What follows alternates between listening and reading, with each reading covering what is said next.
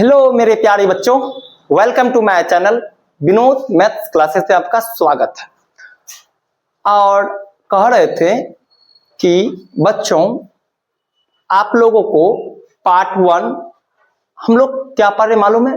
Tense, use of the tense अर्थात काल का पार्ट 1 आपको मिला होगा, इंट्रोडक्शन क्लास टेंस के बारे में। और उसके बाद आपको मिला होगा पार्ट 2 जिसमें बताया गया था कि 78, 70, 79, 80 और 81 तक हम उसमें बताए थे कि जैसे कि सॉल्व एग्जाम्पल हम दिए थे और बाकी आपको बोले थे ये अगर आप बना सकते हैं तो बना लीजिएगा समझ के। और आगे जो हम बताने वाले हैं नेगेटिव सेंटेंस, और इससे पहले जो था उसमें बताया गया था कि थर्ड पर्सन सिंगुलर में एस या ई एस जोड़ना पड़ता है बाबू। अब यहां से नेगेटिव से अब खत्म हो गया आपका, बस अब उसके जगह में डू डस चालू हो जाएगा अब और नेगेटिव चालू हो जाएगा। आइए इस क्वेश्चन को अब हम लोग आगे पढ़ने के लिए सॉल्व कैसे सीखते हैं। कह रहा है हम लोग प्रेजेंट इंडेफिनिट टेंस पढ़ रहे हैं अर्थात सिंपल प्रेजेंट टेंस बोला जाता है, याद रखिएगा। और इसमें हम लोग पढ़ रहे हैं negative sentence. Sir negative sentence आखिर उसके बारे में थोड़ा सा कुछ बताइए। जब सब्जेक्ट थर्ड पर्सन सिंगुलर मतलब एक में रहे, एक वचन में रहे, सिंगुलर नंबर में रहता है तब उसमें किसका प्रयोग करना? आपको डू का प्रयोग करना है। और तो बाकी के साथ में सर डू का प्रयोग करना है। थर्ड सिंगुलर में डस का, सिंगुलर मतलब जैसे वह हो गया, ही हो गया, सी हो गया, इट हो गया, कोई भी नाम हो गया, द कैट हो गया, द डॉग हो गया, द हॉर्स हो गया, माय फ्रेंड हो गया, माय फादर हो गया। इस सब में आपको क्या करना है? डस का प्रयोग करना, बाकी साथ में डू। आइए यहाँ पे कुछ रूल है, कुछ रूल लिखे हैं। रूल में है यानी कि जिसको बोलते हैं नियम और भी बोलते हैं स्ट्रक्चर। जैसा कि हम लोग को सबसे पहले सब्जेक्ट ढूंढना पड़ेगा, सब्जेक्ट के अनुसार आपको डू या डस लगाना होगा। उसके बाद नॉट है, नॉट तो रहवे करेगा भाई मेरे, क्यों? क्योंकि हम लोग नेगेटिव सेंटेंस पढ़ रहे हैं, ठीक है। उसके बाद आपको वर्ब जैसे जाना, खाना, जाना, खेलना, समझना, झगड़ना, समझना, देना, ये आपका क्या हो गया? वर्ब हो गया। उसके बाद ऑब्जेक्ट रहेगा जैसे कि फुटबॉल ऑब्जेक्ट है, स्कूल ऑब्जेक्ट है, दूध ऑब्जेक्ट है, ठीक है। ये सभी आपका क्या बनेगा? ऑब्जेक्ट बनेगा। रूल आपको समझ में आ गया। आइए कुछ हम लोग एग्जाम्पल पे लेके ट्रांसलेशन बनाते हैं। जैसे हम बोलेगा मैं नहीं जाता हूं, sir I do not know it, नहीं खाते हैं, आई डू नॉट ईट, मैं नहीं खाता, मैं नहीं खाता हूं, आई डू नॉट ईट। दूसरा जैसे है तुम स्कूल नहीं जाते हो, तुम स्कूल नहीं जाते हो, तो आपको लगाना है you do not go to school. Subject तुम यानी यू और सब्जेक्ट के अनुसार डू, उसके नहीं के लिए नॉट, जाना के लिए गो और स्कूल टू स्कूल, ठीक है। जैसा अब अगला है, जैसे क्या है कि हम लोग फुटबॉल नहीं खेलते हैं, तो हम लोगों के लिए वी आ गया क्योंकि फर्स्ट पर्सन प्लूरल है और वी के साथ में डू का यूज करेंगे। नेगेटिव के लिए नॉट, खेलना का प्ले, फुटबॉल का फुटबॉल लगा देना, यानी we do not play football.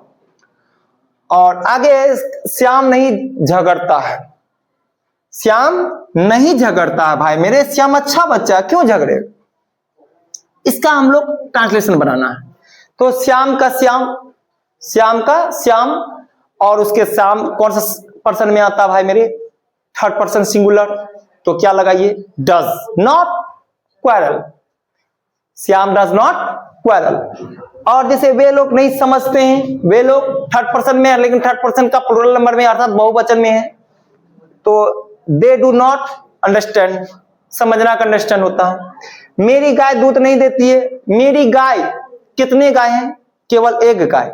My cow does not give milk, my cow does not give milk, आपको लगा देना, बोल देना। अब यहां देखिए नीचे में है मेरी गाय दूध नहीं देती, मेरी गाय, ये थर्ड पर्सन का प्लूरल में चले गया तो डू यूज करना है।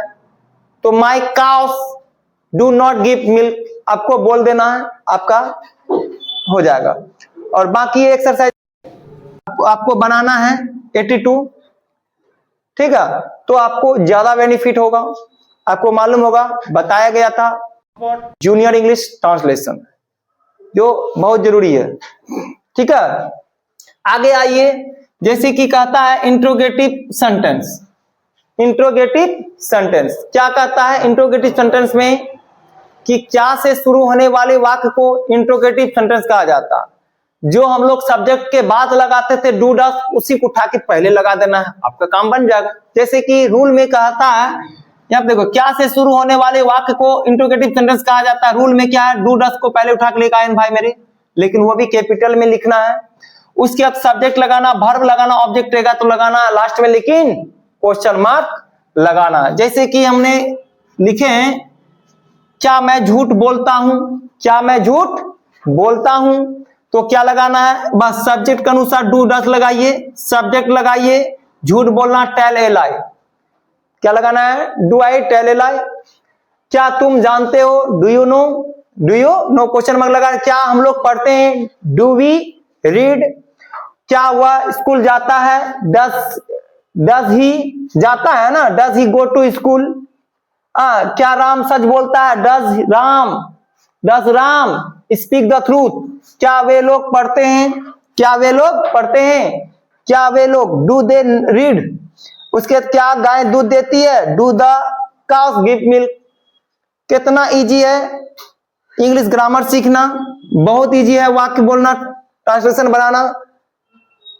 आपको बनाना है एक्सरसाइज 83, आपका सारा सॉल्व हो जाएगा इससे।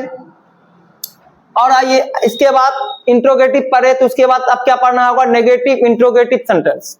इसका रूल है डू डस लगाना है भाई मेरे, सब्जेक्ट भी लगाना, बस एक चीज बढ़ा देना है, नॉट।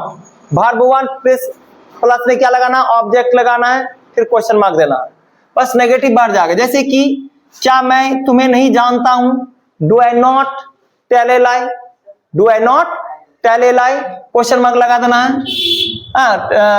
क्या मैं तुम्हें नहीं जानता हूं, do I not know you, do I not know you. क्या वह नहीं पढ़ता है, क्या वह नहीं पढ़ता है, तो क्या बोलना है, does he not read, does he not read. क्या कुत्ते रात में नहीं भौंकते हैं, do dogs not bark at night, आपको बोल देना है। और इसके बाद ये जो आपको बताएं, इसके अनुसार आपको बनाना है एक्सरसाइज 84।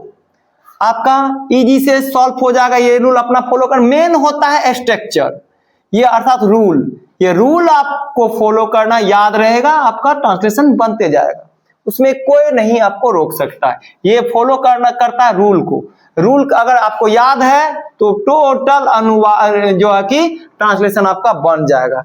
फिर आप लोगों को बताना है कि वीडियो मेरा कैसा लगता है।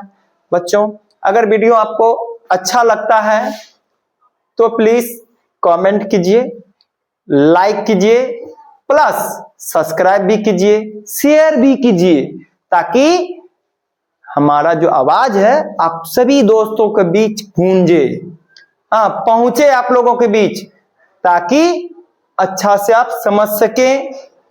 और अगर आप कटिहार से हैं तो आपको मेरा पता है, ऐसे तो थंबनेल में लिखल रहता है कि पता है बड़ी दुर्गा आसन LIC रोड कटिहार।